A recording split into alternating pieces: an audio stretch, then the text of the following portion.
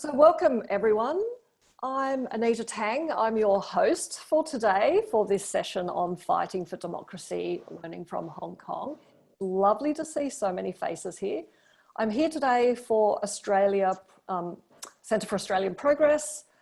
It's my delight to welcome you all here. I want to start by acknowledging that we are all meeting, working, living on stolen land, that sovereignty was never ceded. I am joining you from Gadigal land. So I'm based here in Sydney. I want to thank Australia at Home for hosting this conversation today. And just to remind people who may not have been part of Australia at Home so far, this has been an initiative that was set up after the pandemic started as a way to keep people connected and thinking about the important issues that face our society and how we can come together in solidarity. It's a project of Essential Media, Centre for Australian Progress, Principal Co, Community Council for Australia and the ACG. Couple of housekeeping things to start with before I introduce our speakers and start the session. We would encourage you as you come in to pop your cameras on. It's lovely for all the speakers to actually see people who are here. Makes us feel much more like we are actually in a real room, not just a Zoom room.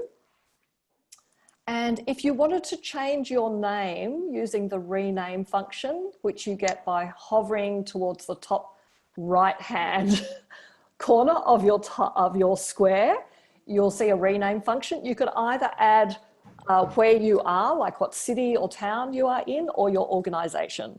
Again, it gives the speakers a good sense of who's here that they're speaking to.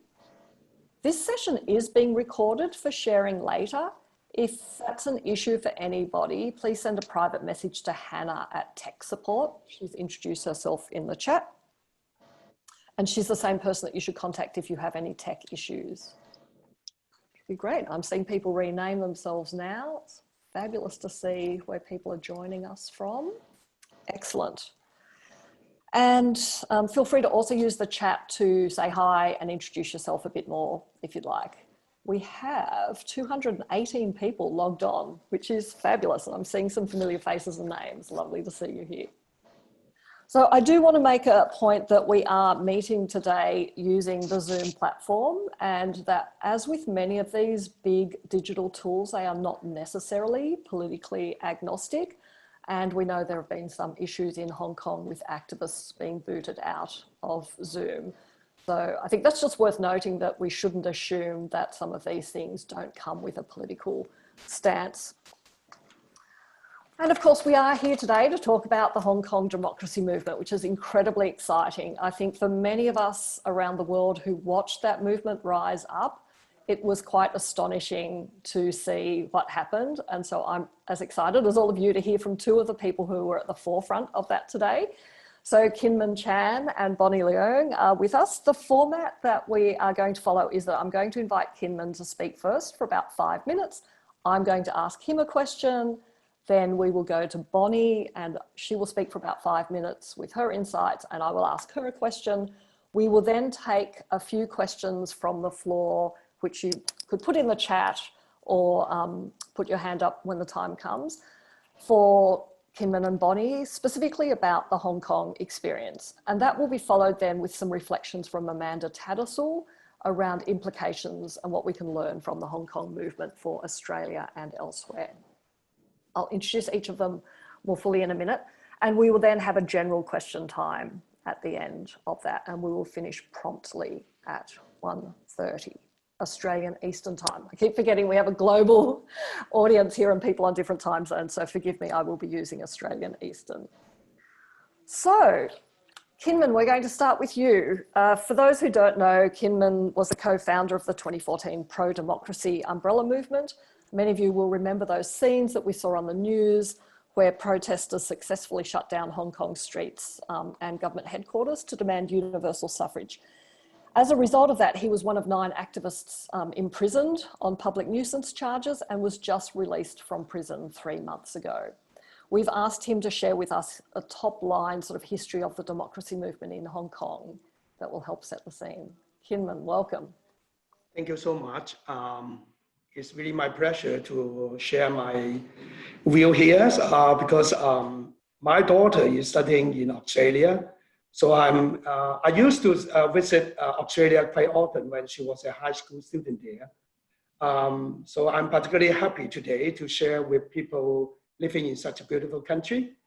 But I don't have too much knowledge about what is going on in Hong Kong because I was in prison last year because of my involvement in the umbrella movement. I was sentenced to 60 months of imprisonment on, I guess, April 24, 2019. But I was released earlier because of my good conduct in prisons. Now I have to say that once again that we were fighting for some very basic constitutional rights of Hong Kong people at that moment. And we were completely peaceful. But still we were sentenced to jail for quite a long time. But anyway, I'm happy that I'm free now. But after I was released from prison, I find it so difficult to recognize the good old Hong Kong that I used to know. Walking in the street, you will find that our government was so efficient, to wipe out all the, poster graffiti related to the anti-extradition movement last year. But even they try to wipe out all these things, I found that the scar of the movement, still remain in the minds of many Hong Kong people. I met many of my friends, and they were so earnestly telling me many heartbreaking stories that they witnessed. I still remember one of my friends who is a documentary film director. She told me about a story about a young man she witnessed during the incident when the government tried to storm the Chinese University of Hong Kong last year in order to capture a bridge where students throw a lot of stuff there, from there to block a highway in the new territory. The police fire around 2,000 canisters of tear gas in one evening. And students responded with Molotov cocktails, so it was almost like a war.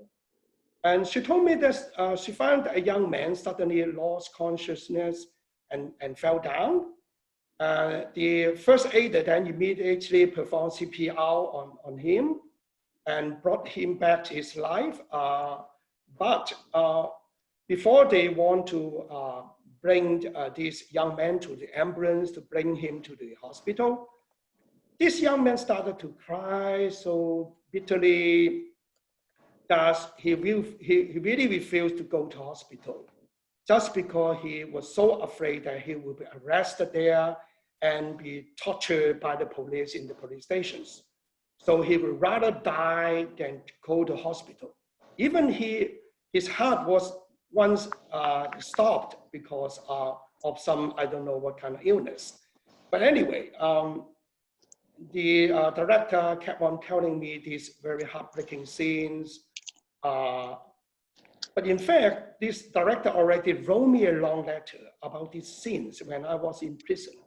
I just found that she really need, opportunity to ventilate this kind of very intense feeling inside her, buried inside her. She need to retell and retell the same story. So this is the thing I found that among my friends, they have so much rage, so much sadness that they want to share. So judging from all this rage and sadness, I would say that even now the movement is seemingly dying down because of the pandemic. I'm sure it will resume very, very fast once all this control is lifted concerning the COVID-19. I guess now the pandemic is more or less under control in Hong Kong now. So very soon, I'm sure that the protest will resume because people, I don't think they have changed their mind, their values.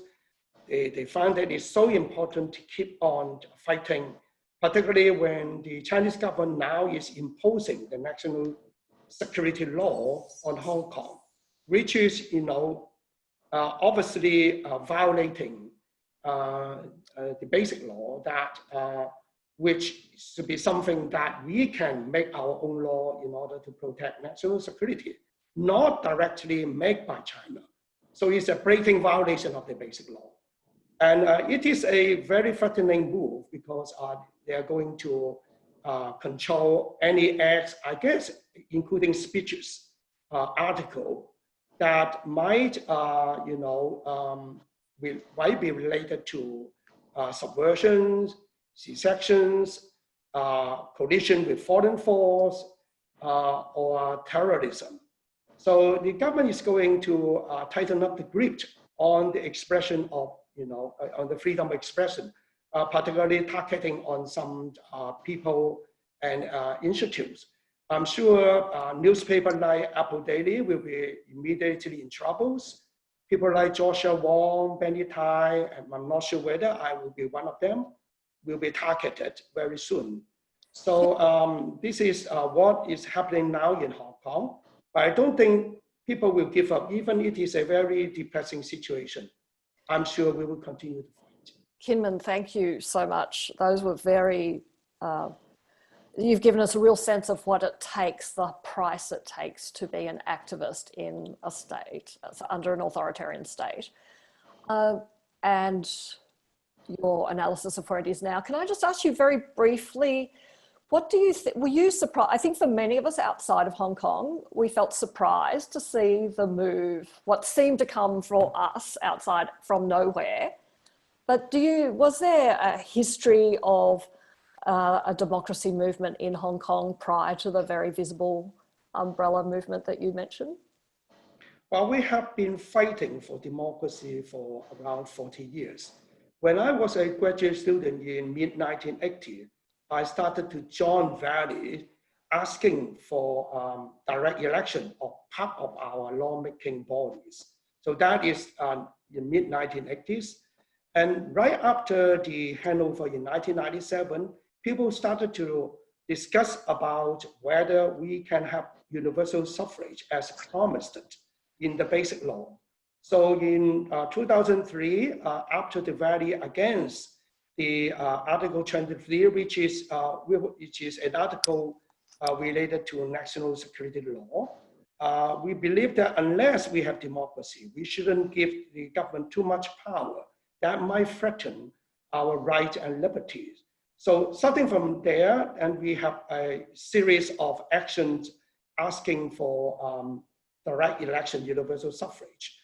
Me, as a very moderate scholar, as believe in many people, I have led a group of scholars writing a lot of proposals to the government of Hong Kong and Beijing. I even joined a negotiation team going into the China liaison office in Hong Kong. We discussed about the reform, constitutional reform. We have tried all sorts of means to discuss with them backdoor or in different occasions, but to no avail. So in 2014, that's why we had to launch a civil disobedience action, that is umbrella movement, to ask the government to honor its promise to give Hong Kong people a truly open election. But we were rejected by the Beijing government. So the anti-extradition law protest did not come from nowhere. It's a long history of Hong Kong people fighting for freedom and dignities. Thank you. It's really important that we remember that those things that we see suddenly become visible to other people are often the result of long-term work on the ground. Thank you. I want to throw now to Bonnie. So I'd like to introduce Bonnie Leung to everyone. She's a democracy activist and a member of the Civil Human Rights Front, who organised those peaceful multi-million person protests that many of us would have seen that were about the extradition bill, which Kinman just mentioned.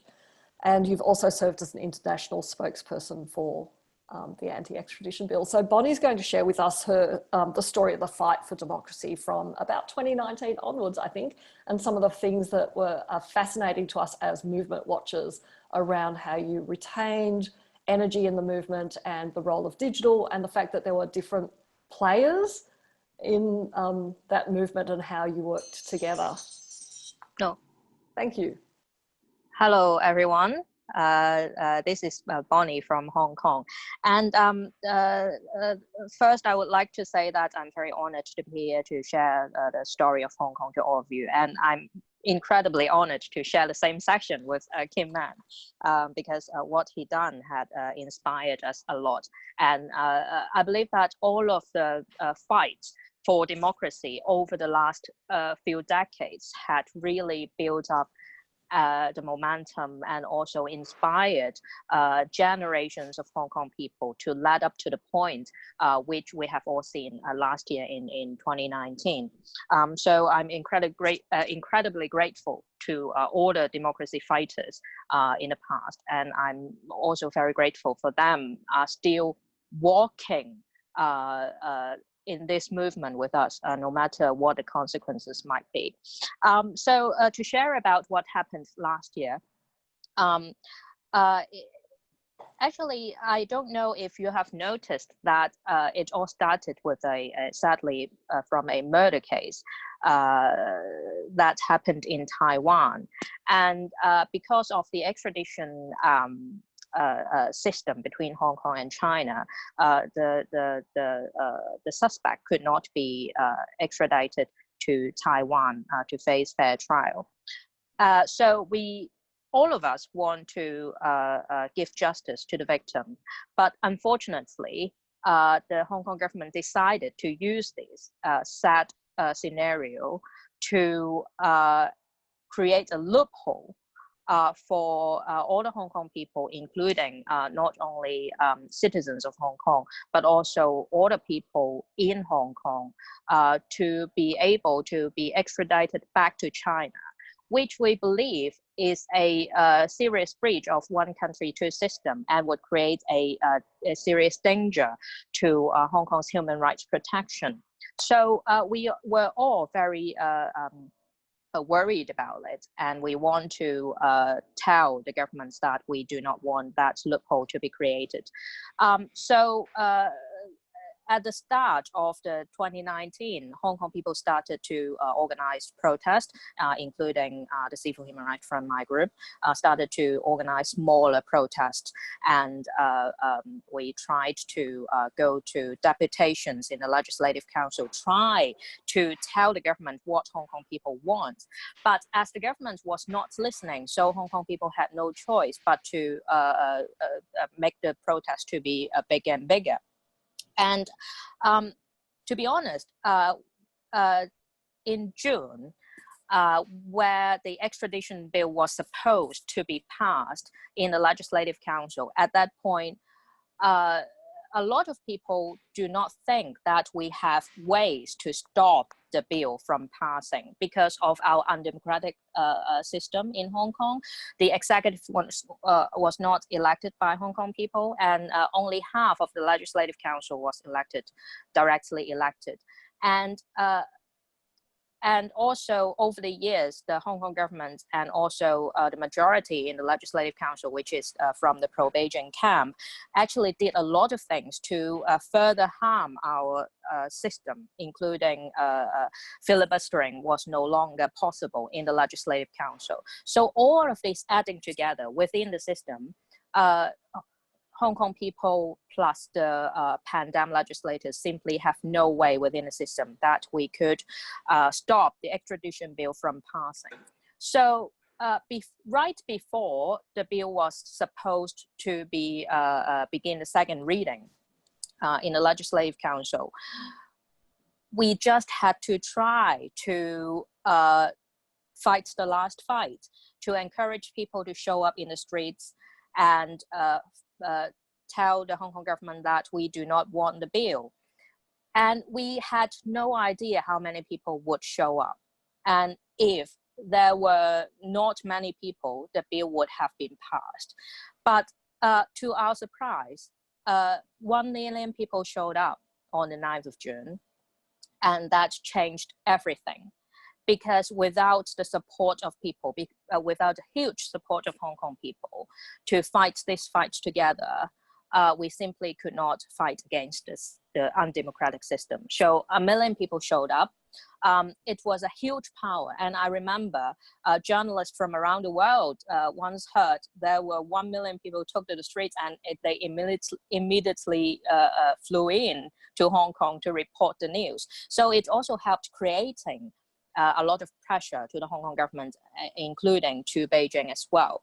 But unfortunately, even though the whole world know about how Hong Kong people feel, Carrie Lam, our chief executive, almost within hours after the announcement of there were 1 million people showed up in the streets, Carrie Lam decided to announce that the bill would carry on.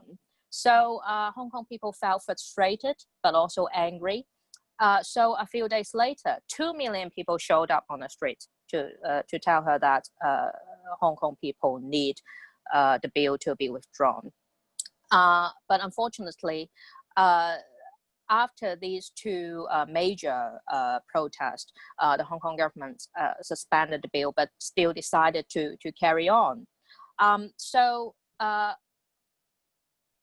on the 12th of June, which was supposed to be the starting of the extradition bill second reading, Hong Kong people, the Civil Human Rights Fund, encouraged people to encircle the Legislative Council in order to try to stop the bill from passing. But at that point, if there were only peaceful protesters, what we would have done was to sit there, probably linking our hands together to stop or slow the police from taking us away or arrest us. But if they started to fire tear gas, no matter how many people we had, we would have been dispersed easily, physically. So on that day, the frontliners emerged. They sacrificed their safety, sacrificed being charged by rioting, which would face 10 years of imprisonment in jail. And they physically stopped the police from charging, and stopped also the pro-Beijing legislators from going inside the Legislative Council from passing the bill. So after that day, because we see the sacrifice that the frontliners were prepared to make, we all feel indebted to these frontliners. And that is why later in the movement, people outside Hong Kong may question why are there frontliners that seemingly using more radical measures, including violence, as some may describe it? Why aren't the peaceful protesters condemning them or split with them? And that is the very reason, because there was no way that only peaceful protest could work at that point of time. And we are all indebted to people who are willing to sacrifice. That's such an important insight, Bonnie. Thank you very much. Thank you. Do you have any brief thoughts on what it took to sustain the movement? Like, it's a very big thing for people to take to the streets, and the protests were over a period of time. How did, as well as the difference between the people at the front line and the frontliners and the people, the peaceful protesters. So how do people keep focus and energy? How do you sustain energy in a movement over that period? Well, I think the main reason really is because Hong Kong people have no choice, because this city is our home. And we want to keep our home to be free, and we hope to keep that our human rights are protected. And especially for the next generation, because it's not only about extradition, it's not only about human rights, but it's also about education as well. Now the national security law would actually harm our education system, And it will also, the schools and universities are already censoring their own speeches. And that will simply, the Hong Kong, as Kinman said, will no longer be the good old Hong Kong that we used to live in. And Hong Kong people were born to be free. And no matter what's happened, we want to keep ourselves free. And in our mindset, we'll continue to be free. So no matter what the consequences, as Kinman said, I believe that we will continue to fight no matter what the consequences will be. And the second reason is that I believe we have a lot to thank for the young protesters, because I was born in the late 80s, and my generation was considered to be, or sometimes condemned to be, apolitical. Because we had the luxury at that point when we were growing up, we had the luxury of not caring about politics, but focus on our career building, etc., etc. But now the young people do not have the same luxury, because the danger is there, the fear is there.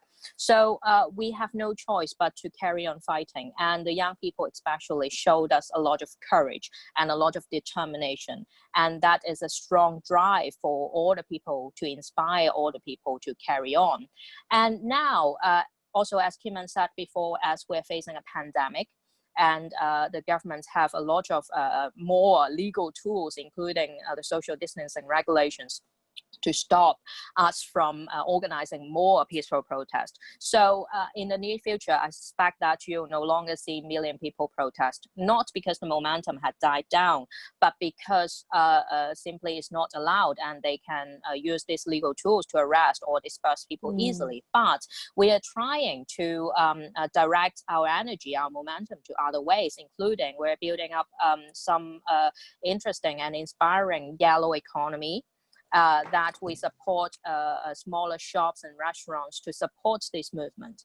And we are also doing a lot of international lobbying to politicians, and also I think it's very important to talk to international civil society to voice out that what is happening in Hong Kong is not only about Hong Kong, but it's about the Chinese behavior.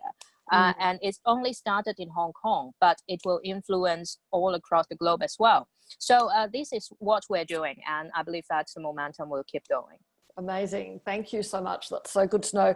It partly answers, I think, one of the questions that has been in the chat about what's next for Hong Kong, like what's next for the movement. There are a couple of questions, though, that are asking about solidarity. So how can people outside of Hong Kong support your fight for democracy? Kinman or Bonnie, any thoughts? Now, this is a very sensitive question, because according to the new national security law, one of the crimes is to, lobby for international pressure against China or Hong Kong government. So even what I'm going to say here now could be evidence to incriminate myself in the future, because no one knows whether this new law would be retrospective. We are still not sure about this. And it's even more scary than this is that the government is going to set up a very special court for this kind of crime. And for some serious cases, they could be extradited back to China to face the trial. So this is the situation that we are now facing. But we believe that it is so important to maintain this international linkage.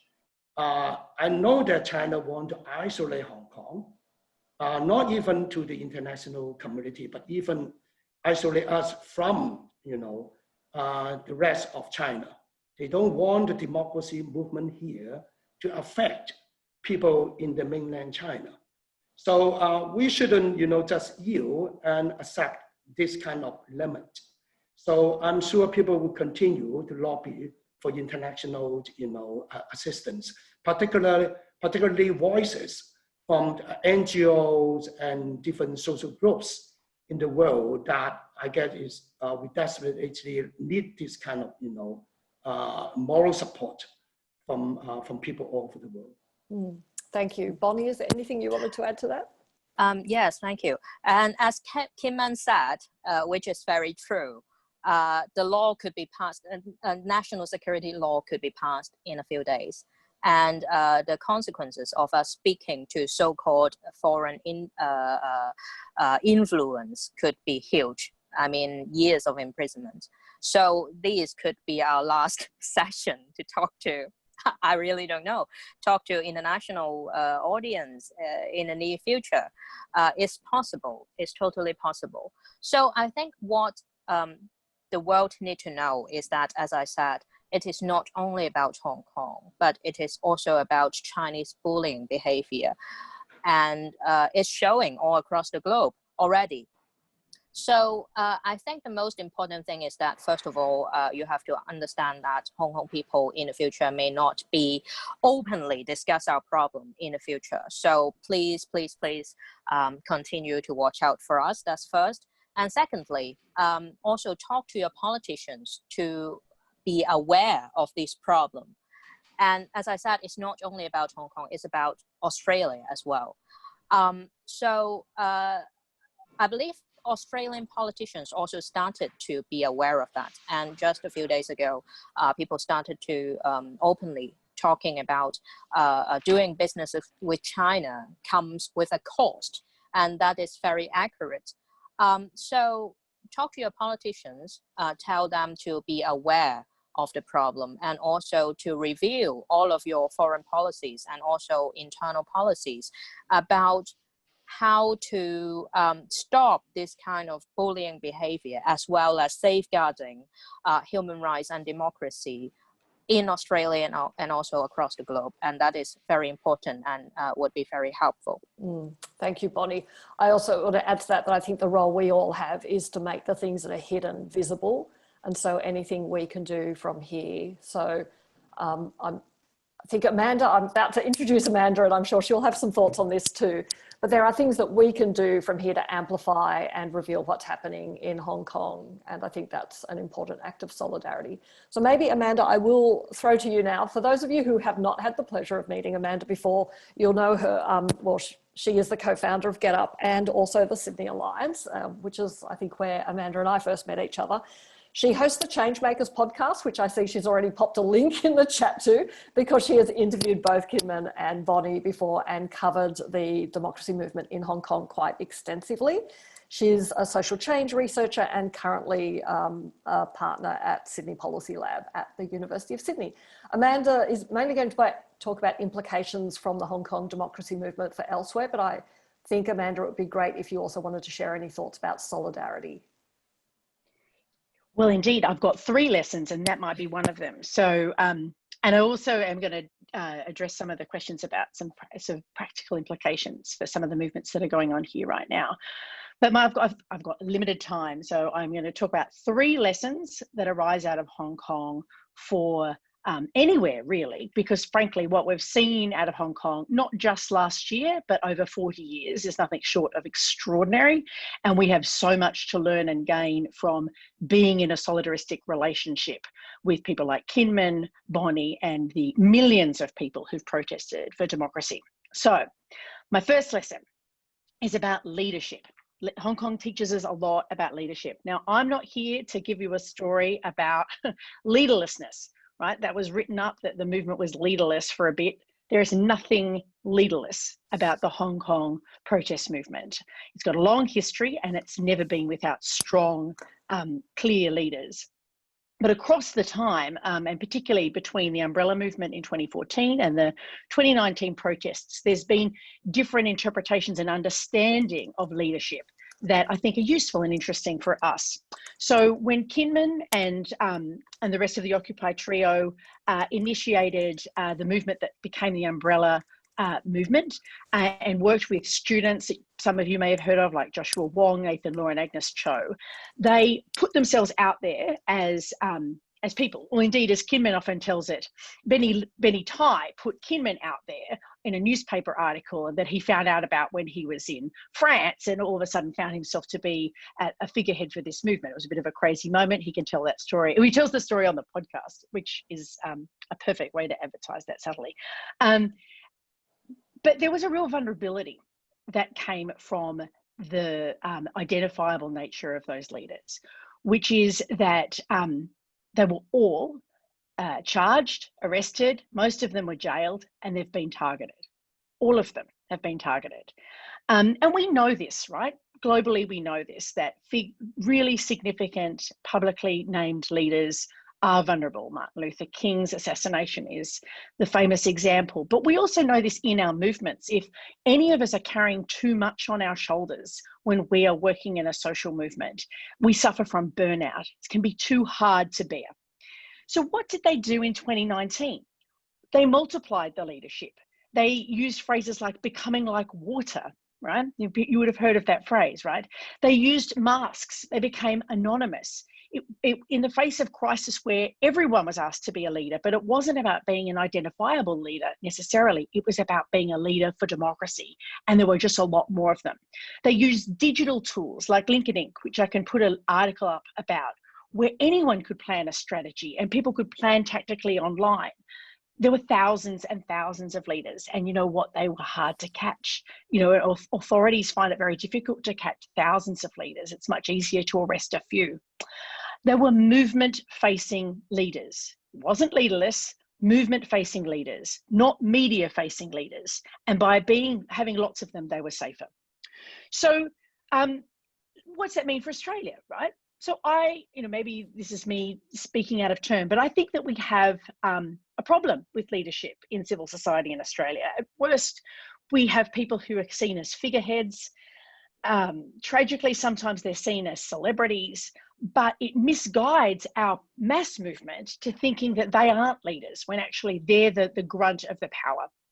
Not every movement is like this. The student strikers, community organising networks, they're great examples of leaderful networks, but we could do more learning from Hong Kong about this. We don't need to define leaders as to whether they can have a bash with someone Q&A. That's not a definition of leadership. The definition of leadership is being able to multiply leadership and build leadership in others. Hong Kong agitates us about this kind of leadership. Okay, lesson 2. Oh dear, I'm running out of time, Anita. Lesson 2, it also encourages us to challenge how we think about organisation. So Hong Kong had some challenges around this. 2019 was a miraculous mobilisation, right? They sustained this for months, partly because they were capable of using digital strategies and acting like water and moving to avoid the police. They were brilliantly organised in ways that the police just didn't simply understand. But with that moment over, even though there were amazing mutual aid networks to support the students and there were amazing digital networks amongst the students, did they have enough organisation to support future mobilisation? And look, for those who were at the Gantz chat this morning, he raised this dynamic, mobilising and organising. Like, how does this work for building power? Well, as he said, we need both. Hong Kong is now in this place where it's thinking about how it can increase and enhance its organisation for the next period. We have this challenge too, where we've only had mobilisation and not organisation. And I'm thinking of a crazy example I was talking to someone about on the other day, which is S11. Who remembers that? You have to be ancient like me. S11 in 2020, it was the good September 11. And it was remarkable. It was all these networks. We blockaded the World Trade Organization in Melbourne. It was quite a remarkable thing. But very few people know about it or remember it, because it wasn't contained in any organizational body. It was diffuse. And so you can try and find people who are involved, people like me who was on the periphery and quite young at the time, but it's hard to have the knowledge linger. Knowledge lingers in organizations. And we need to think about how we can have organizations that can have knowledge linger as a lesson that comes out of Hong Kong. The important thing is that the knowledge needs to linger in our mass movement, right? Because we can't just depend on staff to be able to resource us to the next mobilization. Let's be very clear. You can't do what Hong Kong did with paid staff alone, right? Third lesson. Solidarity. See, I told you I was going to talk about solidarity. So there are 2 lessons I want to talk about with solidarity. It's there everywhere in Hong Kong. It's been there for a long time in Hong Kong. But I want to lift up a principle that Bonnie identified, that the movement practiced in 2019 that's really radical, which is that it was a principle that no one would direct each other or criticize each other in public. I know that that sounds crazily unradical, but apply it to Australia and you'll see how incredibly radical it is. They did not criticise the Braves and the Peacefuls, who did incredibly different things in the protests, did not criticise each other ever. They refused to submit to a Beijing's desire to crack down, and they supported each other, even though it was hard. They didn't agree with each other, but they did not criticise each other because they didn't want to be split and divided like it happened in the past. So what was powerful about that? What was powerful was that solidarity is not just about acting together and being all stuff for each other, but solidarity can also be about not speaking, about not saying. And how does that relate to us in Australia? Well, we don't do that. Often we have heaps of social movements, not-for-profit organisations, who in the hope of legitimising themselves beat up on each other in the public arena. I'm not in any way calling anyone out, but that just happens. Oh, they're too radical, they're too violent, they're too aggressive, they're too whatever. Happens all the time. And it's a scoundrel's route to power to tread on someone else in order to get legitimacy. And they didn't do that in Hong Kong, and we don't need to do that here. And just to float on the question of solidarity, I just want to put out there, I'll say something at the end, that solidarity is not only something that happens inside the movement, but that is something that we not only need to learn how to do here in Australia, but Hong Kong needs our solidarity now. You know, Kinman can't speak about political lobbying because he's in fear of jail. We're not. We've still got a democracy at the moment, you know, and it's our job to stand in solidarity with Hong Kong and their fight for Hong Kong. We all have something that we can do on this. We'll talk about at the end a few different things. We've got to be wary. The federal government wants to sort of ratchet up anti-Chinese racism when we want to talk about Hong Kong democracy. We have to be cautious. Osman in the chat mentioned that, and that's true. We have to think about how we talk about this stuff in Australia, but we need to, because democracy is fragile at this moment globally, and Hong Kong teaches us that. And just it's fragile in Hong Kong right now. It will be fragile in Australia if we don't fight for their democracy as well as fight for our own. So I'll leave it there. Thank you, Amanda. I want to ask you a follow-up question to build on the solidarity and also the insights from the Hong Kong democracy movement, specifically around Black Lives Matter and Aboriginal deaths in custody here. What do you think are the implications or lessons for people working on those issues? So, firstly, I would say that the Hong Kong movement is a movement that's travelled, right? So while Hong Kong was erupting in protest, Barcelona was borrowing strategies around tear gas, so was Beirut, so was Santiago, right? This was a movement that actively explored and expanded tactics around how to do demonstrations in ways that others could learn from. And certainly I think the Black Lives Matter movement in Australia, just like the Black Lives Matter movement in America, can learn those tactical lessons, right? They've already been exchanged and explained. I think that there's even more that we can learn, you know, like how to deal with tear gas. Hasn't got to that yet, but don't doubt it will at some point. Pepper spray, all those things. The Hong Kongers can teach us about this, you know, all the hand signals about how to have helmets and goggles and all this sort of stuff and ward towels. This stuff we know how to do, act as a swarm. The Hong Kongers can teach us how to do that. And when rat bags decide to tear gas people at the end of a protest, we can be resourced with the strategies and the knowledge that have come from Hong Kong. But I'd also say there's a real, and I'll put this link to a different podcast in the chat when I finish. Black Lives Matter in the US has adopted 7 principles that they've always had principles, but that really speak to the kind of principles that the Hong Kong organizing movement has adopted, which are around how the movement's going to work together and how the sort of Black movement will work with white allies, which is, you know, it's a difficult question. Identity politics always gets people uncertain. And what they've done is they've broken down some of these often things that feel confusing into really clear principles, and they're borrowed from the Hong Kong principles. I'll chuck them in the chat. These things could be helpful here too. I think, you know, where should we be allies? Should there be solidarity? How do you not be a, you know, summary? How do you not be a fucker as First Nations people like the rest of us have, like the last 250 years? How do we articulate and practice a genuine politics of solidarity is something that we all need to be clearer on. And I think the way in which some of this was communicated in Hong Kong with very simple principles that were able to be implemented by everyone, not something incredibly long, several lines that everyone was able to interpret, was incredibly helpful. And I think that is at the heart of how we could use some of these ideas to create an explosive solidarity around Black Lives Matter in Australia at this moment. Thank you, Amanda.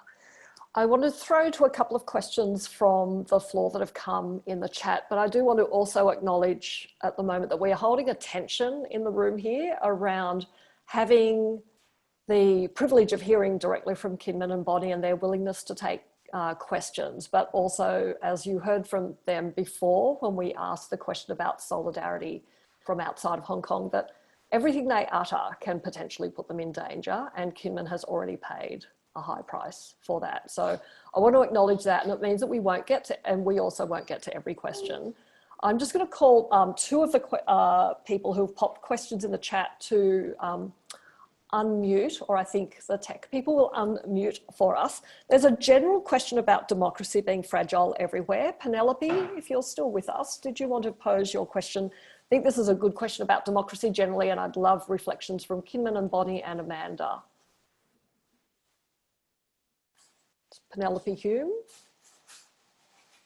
Oh, you'll need to, we can't hear you. Should I just ask it for you? Your audio is not working, sorry. Okay, Penelope says that democracy is fragile everywhere. Its energy is contention, but so also is the danger.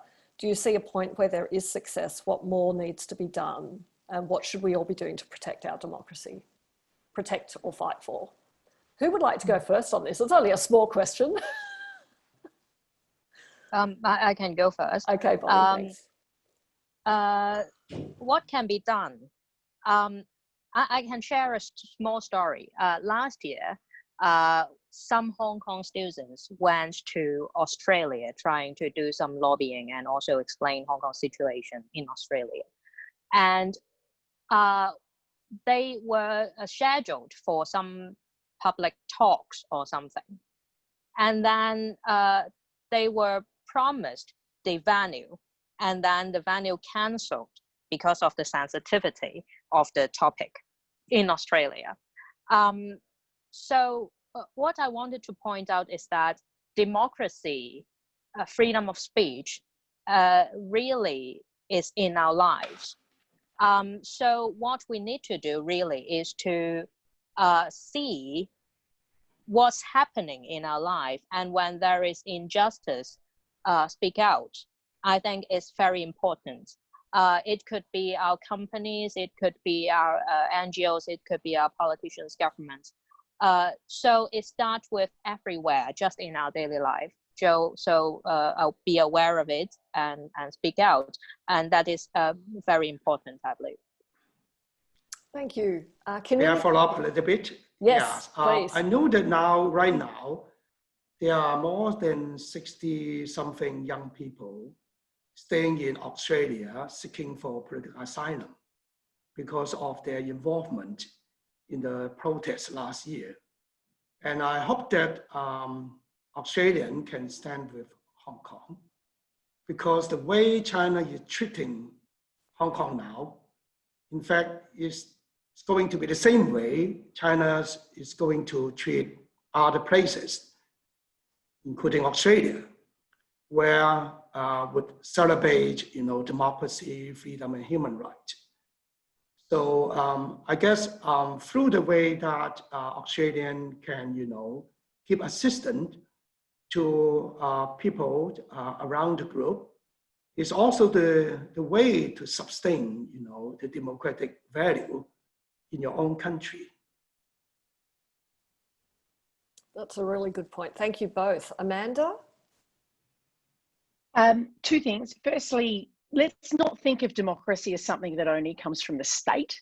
So Hong Kong is full of democratic practice, full of people gathering in organisations and which is, associational democracy, and gathering in the streets, which is participatory democracy. It's got, the way in which Kinman built the umbrella movement was having a vote. There's lots of democratic, small d democratic practice that happens everywhere.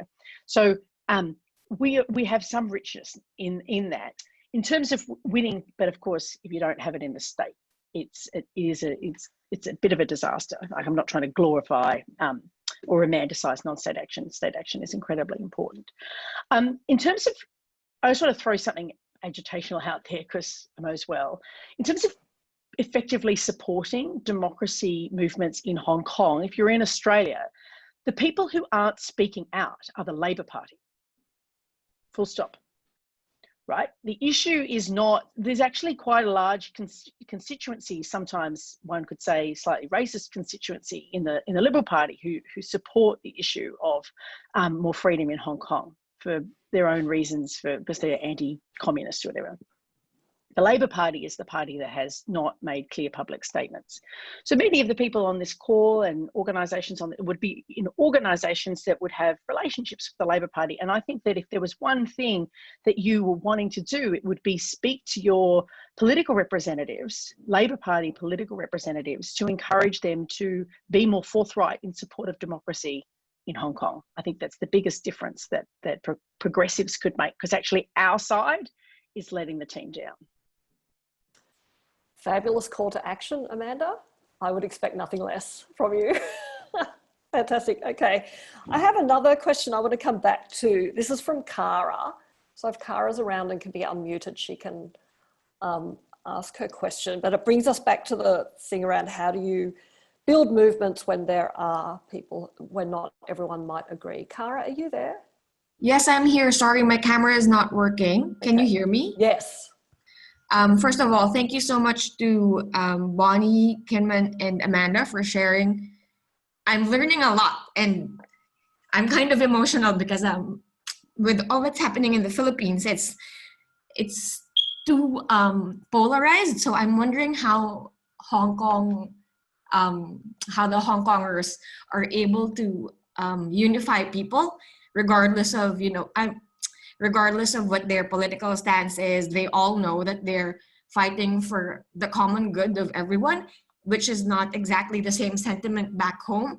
And as you may know, the PRC has a very, very huge influence on the current administration in the Philippines.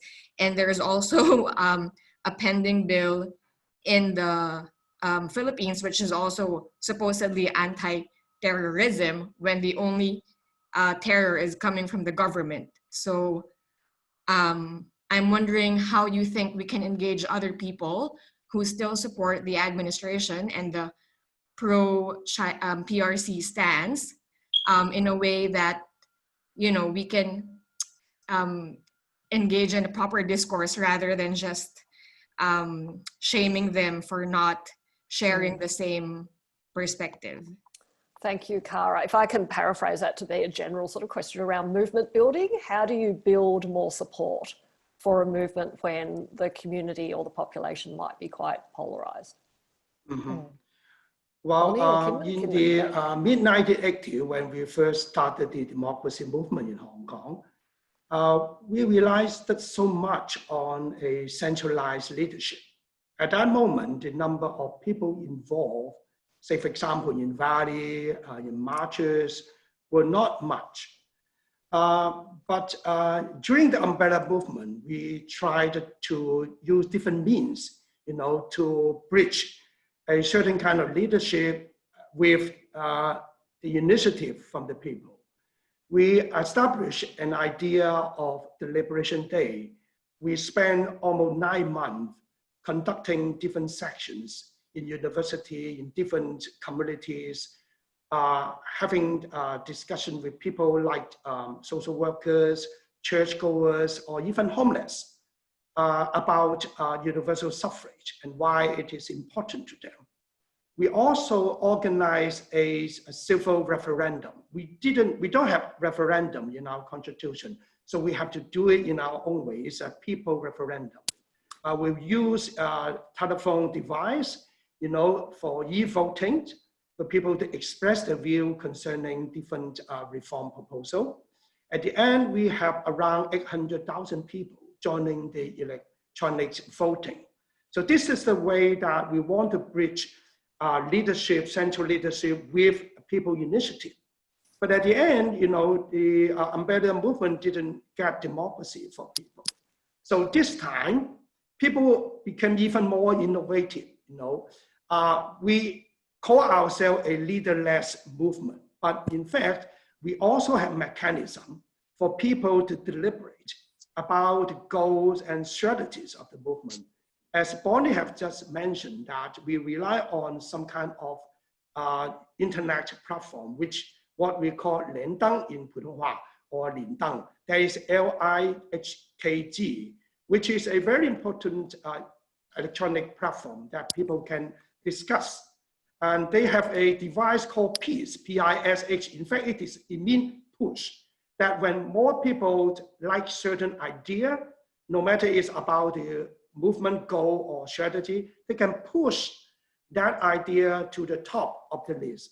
And then after a period of deliberation, and people found that the top idea will be the kind of strategy that people will adopt for their next step, in the movement. So all through these years now, people have tried different means, to get an idea, to mobilize more extensively in the community in order to fight for democracy.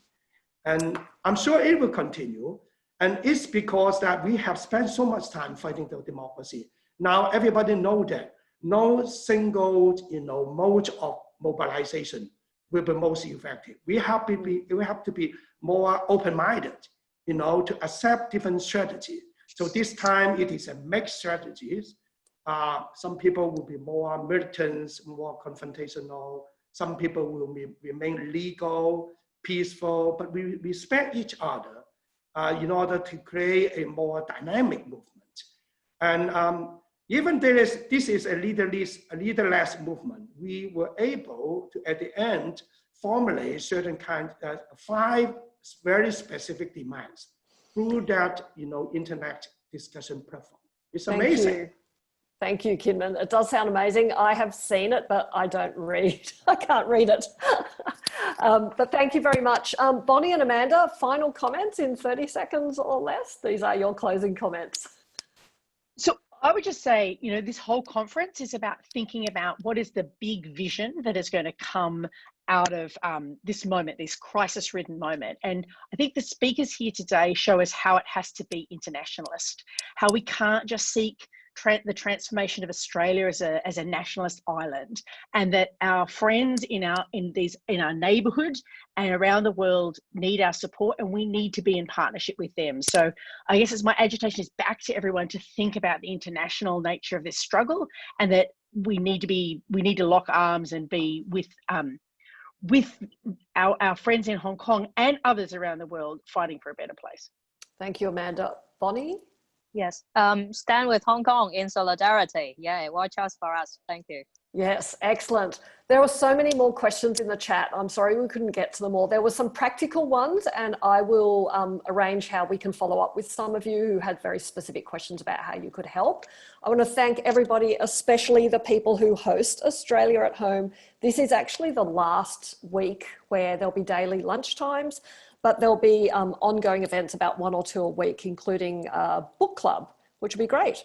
So the last 2 events this week, tomorrow there's an economic discussion with Andrew Lee and Daniel Wood from the Grattan Institute. Friday, a fun party and drinks at lunchtime, which feels a bit early to me, but there you go. I want to thank Bonnie and Kinman and Amanda so much. What an amazing session. And thank you all for coming. And go act in solidarity. Our liberties are entwined together. Take care, everyone. Take care. Stay well.